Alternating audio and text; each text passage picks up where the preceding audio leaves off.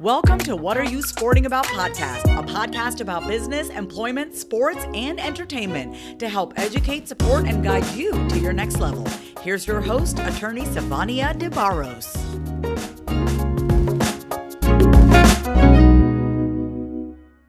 Hey, it's Savania DeBarros, protector of athletes. And today I have the amazing Megan Perry, who, just beast mode in the sports industry with us today. Hi, Megan. Hello, and that's such a kind way to introduce me. Beast mode, I'll take that. I will certainly welcome that energy. Yes, I love it. I love everything that you've been doing, and your track record, first off, it's definitely inspiring because you and I talked before and we're both just former college athletes, right? Mm-hmm, but you have made a super dash into the sports world in ways that a lot of people can only imagine. So I want to start off with how you got started to where you are now. So let's just kind of start off with what you would consider being your beginning stages of being a Black woman in sports. Yeah, it's so, you guys buckle up, get ready. It's been a journey. But I'll start by saying sports has really been that common thread in my journey. It has motivated me and inspired me my entire life. And so I think it really began with my intention. I was dead set back in the day in high school, I was dead set on playing college basketball. I always was fueled by my desire to play at the highest level possible and go to the best school possible, get the best education. And that landed me with an opportunity to play. I played 4 years at Cornell University. Shout out to anyone that knows anything about upstate New York in Ithaca, because it is cold, but a great experience there. I had an opportunity to win a Ivy League championship and then went on to compete in the NCAA tournament. This is way back in 2008. But I share that because my sports journey really got started there. It was literally the summer after I graduated that I had an opportunity to go straight into working in professional athletics at the cream of the crop, if I call it, straight to the top, working for the NBA league office. So right out of college, you have this, really fresh, young, bright, aspirational girl that's like, I wanted to all my life, I wanted to be a general manager for a WNBA team. And my first 3 years at the league office was spent supporting the WNBA President's office in the capacity of doing consulting for all of the team's marketing, ticket sales, and sponsorship departments. So I was focused on driving team business for the first 3 years, learning the foundations of what does it take to run a professional sports franchise. And the NBA knows what they're doing in that space. So being able to learn that early was amazing. And I then kind of transitioned over to the basketball side of the business, I like to call it. I've always, like I said, loved the game, and I missed the game of basketball. So I had the opportunity to then transition to a department called basketball operations and player relations. And I actually had the tremendous pleasure of working under a really rare sight these days, but it was 2 Black women. Wow. Every day sitting, and to my left was the president and to my right was the vice president of the league. The founder, well, not going to say the founder, one of the women that helped found the WNBA from day one, Renee Brown, my mentor, and a woman I learned so much for working there. She was responsible for helping the first 3 players sign a WNBA contract and get the league going. So I learned so much from her. About league operations. I worked in player relations, so that's a really long term for really helping support all the on-court and off-court activities of the players. So that's appearances with marketing partners and sponsors. That's helping them navigate, their aspirations off the court and after basketball for current and former players. So effectively, I learned how to be a mom to 144 women, pretty much. World-class That's athletes. amazing.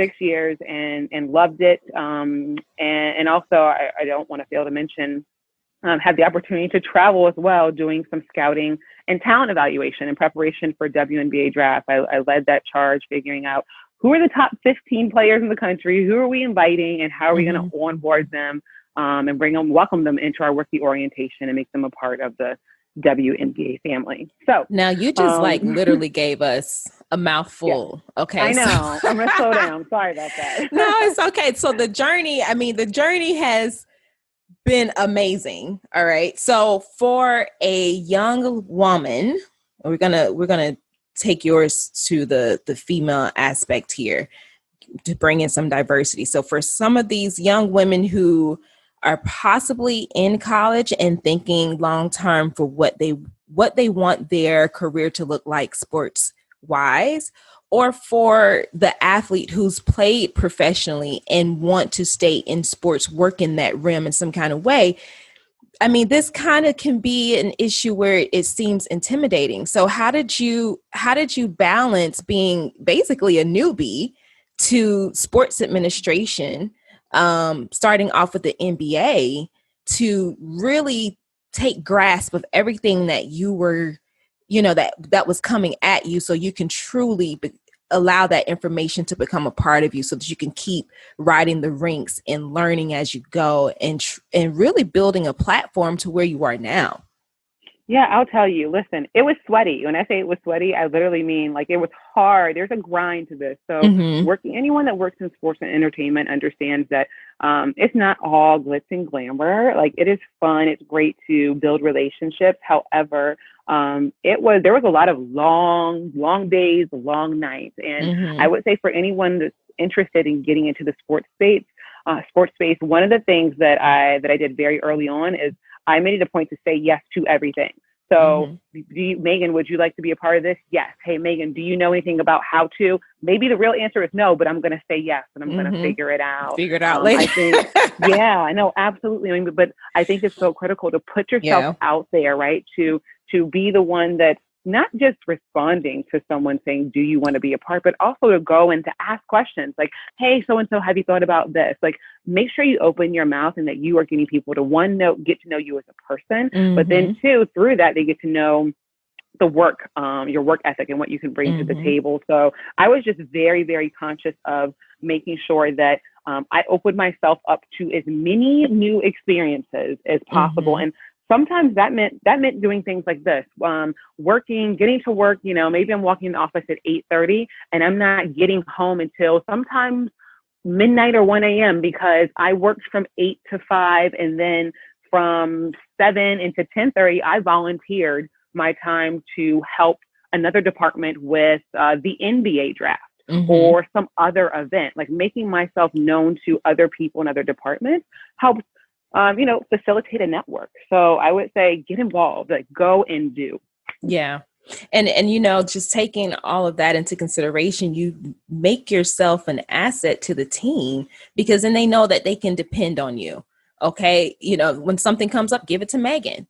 And you just never know, the next assignment that comes to you, it may be completely up your alley, but because you've made yourself available to them and an asset to the team, it allows you to continue to grow. But you said something that reminds me of what one of my older aunts said to me a long time ago. When you said, say yes to everything, she reminded me that when people try to give you something, even if you don't like it, just take it anyway, because you never know what they have later. But because you were inviting and you did accept whatever that gift was, they may have something later that you absolutely love, and they will remember that, and they will still bring it to you and ask you if you want it first. So it kind of put me in that same mind frame of that conversation that took place many, many, many years ago. Yeah, you know what? I love that. And can I just say, like, that is so true. And it also, what it does is it makes you an invaluable resource. So,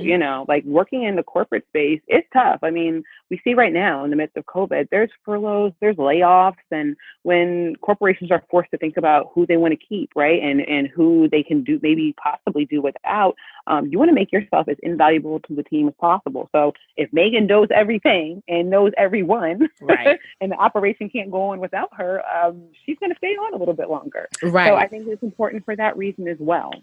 Yep. That is so true. That is so true.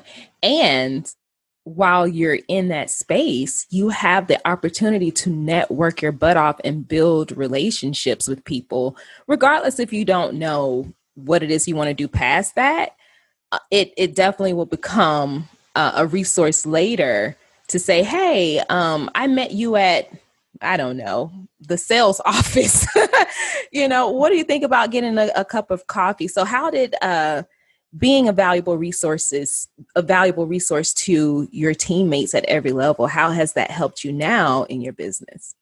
You know what, I have to tell you, I was, during my time there, when I was working with the NBA, I did not really tune into how immersed in this network I really was, right? And so, like, I know the value of networking. Like, I understood that on a basic level, but I don't think I was as intentional about it as I probably should have been, now that I'm kind of outside that circle, and I've left the NBA. But I'll tell you, what I did do was not really just networking, but I always make it a point to remember what my mom told me is people remember more about how you make them feel than exactly what you said.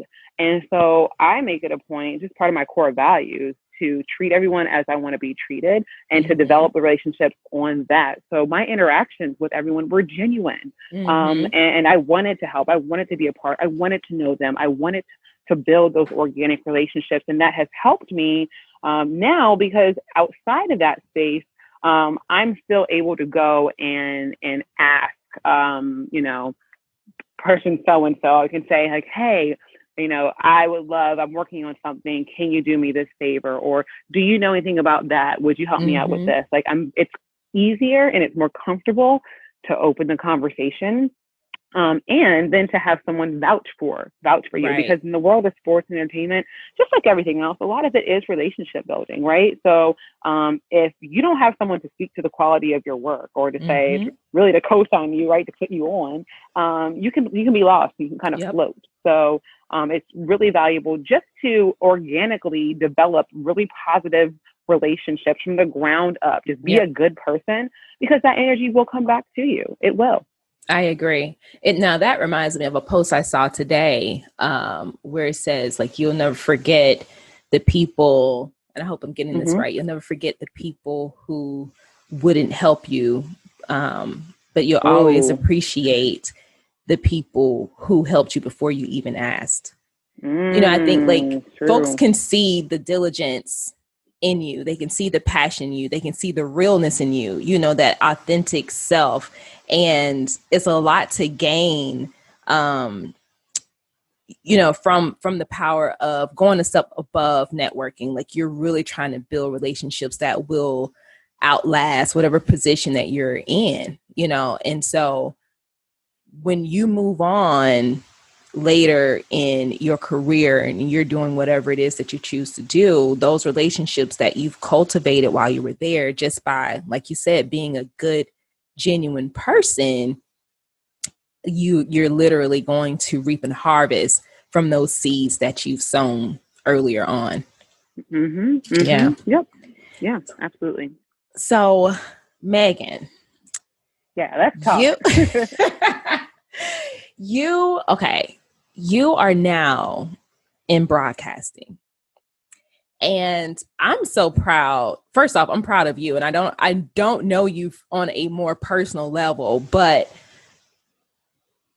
I am seeing more African-American women in the sports broadcasting world than I've ever seen before. And it's amazing to me, because in the past, you turn on the TV and it was white males who were broadcasting, and maybe sometimes you'll see an African-American man broadcasting, but you guys are showing up and showing out. That's all I know. Okay. So how did you get into broadcasting? How did you make that shift? And what are some hurdles that you've had to cross, being an African-American broadcaster, versus what you've seen your other coworkers or colleagues being able to avoid? Sure. So I actually got the broadcasting bug pretty late into the game. A lot of people come into sports broadcasting through, like, having a undergraduate degree in journalism, and that wasn't the case for me. Like, I actually became interested During my time working at the league office, I did a lot of work in preparation for WNBA draft. So I was doing all the scouting and the talent evaluation. And towards I think it was like 3 or 4 days before draft day, maybe even a week. Every year, you're still with me, right? Uh-oh. I think we might have lost connection. I'm here. Okay, you're here. Okay, I'm sorry, I muted myself. No, that's okay. I didn't hear feedback, so we're gonna restart that. So let me back up and say my path into broadcasting, it was not a direct one. I did not go to school. Did not come with a degree in journalism. I did not come to school with that. I majored in marketing, and so I had an interest in broadcasting because I did a lot of work behind the scenes in preparation for draft, and all of my notes on all the top prospects, that information was being taken and literally like get on a conference call with some ESPN executives and they'd be like, who are the top 15 players? What are their profiles? Like, we need this information. And I had to hand it over. But then on the other side of the camera, there are these other, like, I don't want to say just talking heads, but other personalities that are practically regurgitating that information on national television. And I went, okay, well, how do I get to that space? Like, I just became really curious about it. And so I did what I recommend to a lot of people doing. I actually just went and volunteered my time. I went to do the work. I was like, how do you get a headset? I literally was Googling around some of my free time and wound up reaching out to the AD at a smaller Division I school in Brooklyn, not Brooklyn College, St. Francis College in downtown Brooklyn. Irma Garcia, I will never forget her. She was so kind. I reached out to her and said, this is my background. This is the work I do with the WNBA. Do you have anyone covering your women's college basketball games? And she was like, we do, but we would love to have you. I'm like, okay, great. So I literally went and put on a headset. I had no idea about how to look at a camera. I didn't know anything about rolling to breaks. I didn't know anything about anything. Okay. I just knew basketball. And so I put on the headset and started just talking about the game. Now, it was rough. It sounded like no one wanted to listen to that. I promise you, did not want to listen to that in the first 2 years that I did it. But it was about getting reps, right? It's about practice.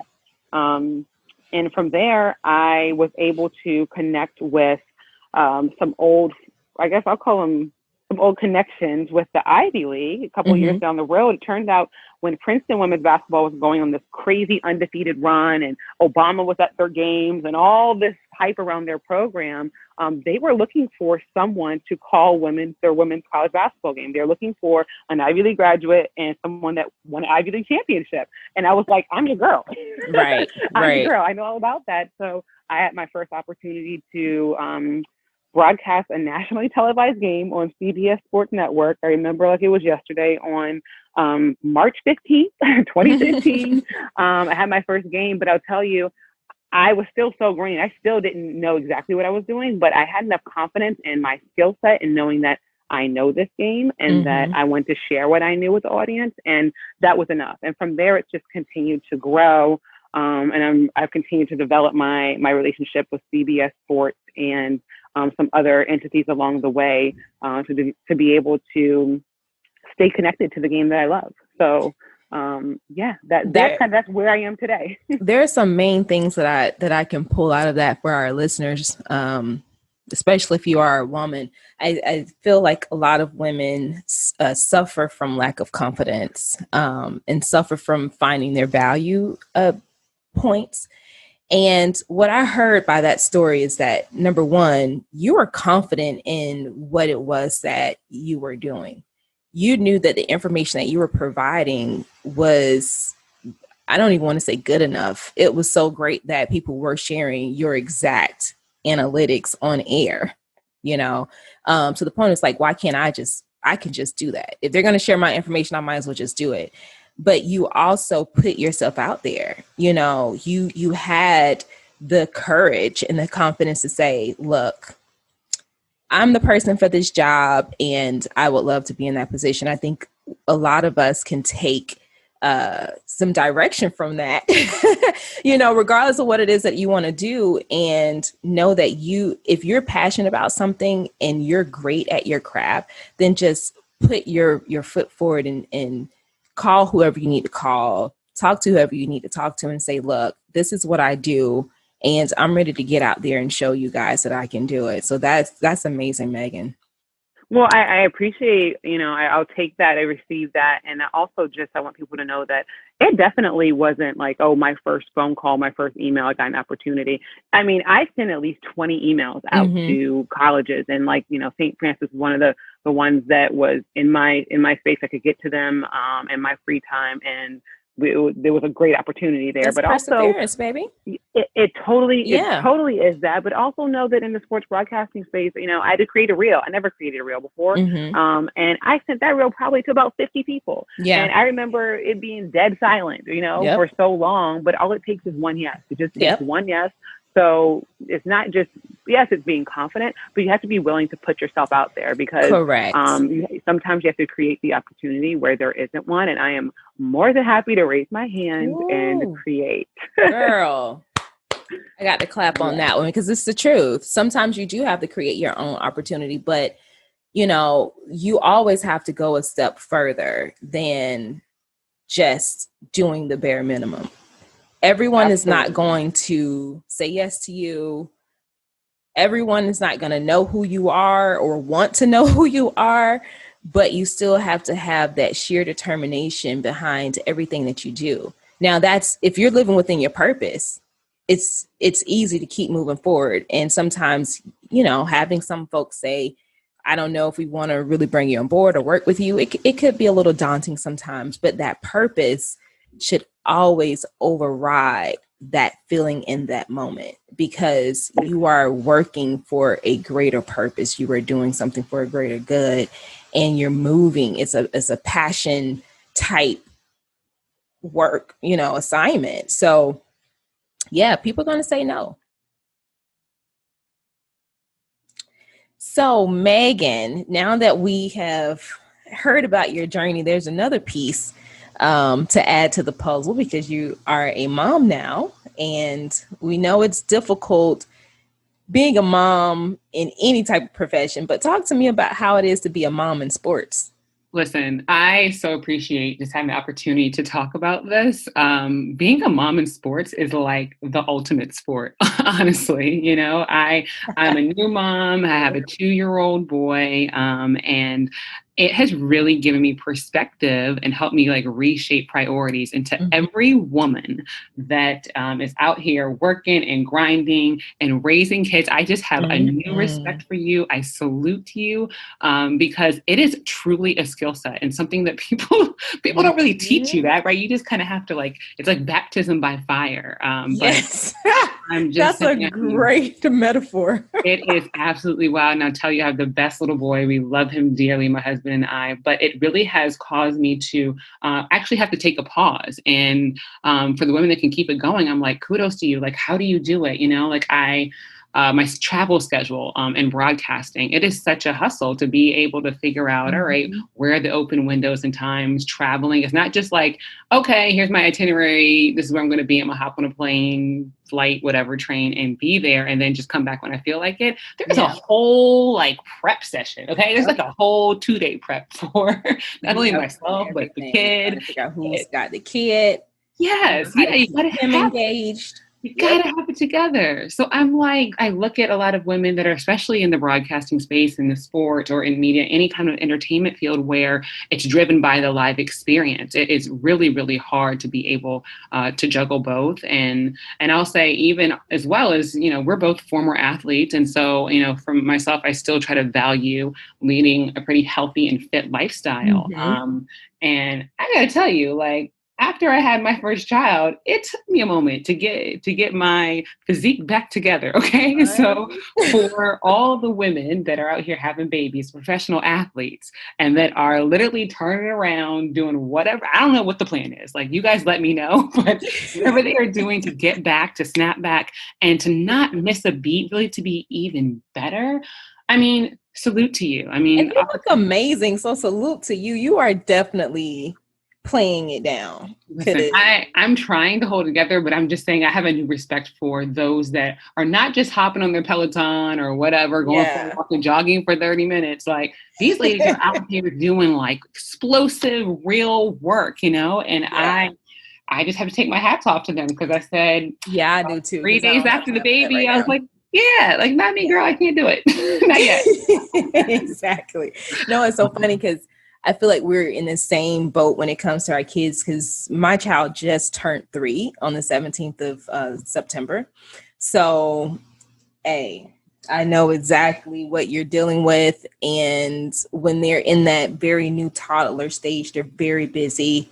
You have to keep them mentally engaged in things. And then they also have this sense of, let me go and disrupt mommy when she's working. But, while she's not doing anything, I'll just go off on my own and play. They have that sense where they know as soon as you get busy, they're going to come in and disrupt. But it is definitely, like you said, it is a new profound skill. It is art form. It totally is an art form. So I just say I have to salute the mothers, and also just, growing up and being around sports in the game. I'm pleased to say that it's better now, but, I felt like early on when I was younger, you didn't see that many women in sports working at a high level with Not the with family. their kids. Yeah. And I kind of understand some of the challenges and barriers that exist there. I get that now. But I think it's super important, not only for myself, but for other women to be able to see that, no, you can do it. You can do both, right? You can continue to work and operate at a high level and be engaged with your career and your profession, and have a family too. And I think it's so important for other women to see that exists, so that in the moments where you're like trying to manage whatever the sport is at home with a toddler or whatever age your kid is, you know that you're not alone. You know that it's possible. So you are definitely not alone, and you got this. Keep reminding yourself, ladies, that you got this, because you really do. Sometimes you just need to take a break, take a breather, pray a little bit, and get back on the grind. Exactly. Keep going. No, keep going. Keep going. Yep. Well, Megan, I just want to thank you so much for taking the time to come on to the podcast, to talk about your journey, talk about being a mother in sports, talk about how it feels to get your start into basically the front office or back office of sports as a former college athlete. I know that there are a lot of young women and men out there who are thinking about what their next steps are going to be, especially as we are all charting this uncharted territory of how our world will look in sports with COVID-19 and social unrest. There's so many things that are happening. So you have definitely given us a lot to think about. You are an inspiration to me and a lot of other women. And I'm just excited for you and excited about where your journey is going to further take you along your career path. So I appreciate that. I thank you for the praise, and also know that everything you're doing. Oh, thank you. Everything you're doing to continue to elevate and share is so important. So thanks for having me. Thank you. Oh, before you go, where can people find and connect with you? Perfect. Yeah, of course. On social, you can find me at Megan Hughes Perry. And I'll just leave it at that, honestly, because that's the easiest way to find me in the social space. I'm on Twitter. I'm on Instagram. You can connect with me on LinkedIn as well. And don't forget your podcast. That's right. My goodness, there's so much to cover, but yes, for sure. We can also follow along at Megan Hughes Perry. You can find the Her Journey podcast, where we also highlight, boss women in the sports media and entertainment landscape. So check out the Her Journey podcast presented by Women of Color in Sports. Yay. Thank you so much, Megan. Thank you. Bye. Okay. Thanks for joining us this week on What Are You Sporting About podcast. Make sure to visit our website, prosportlawyer.com, where you can subscribe to the show in iTunes, Stitcher, or whatever your favorite platform is, so you'll never miss a show. And while you're at it, if you found value in the show, we'd appreciate a rating on iTunes or iHeartRadio. Or if you'd simply tell a friend about the show, that would help us out too. If you like the show, you might want to check out our book, What Are You Sporting About? Attorney Savania DeBarros is available for private consulting at sldebarros.com. And remember, we're here to educate, support, and guide you in your journey to success, because we're all sporting about something.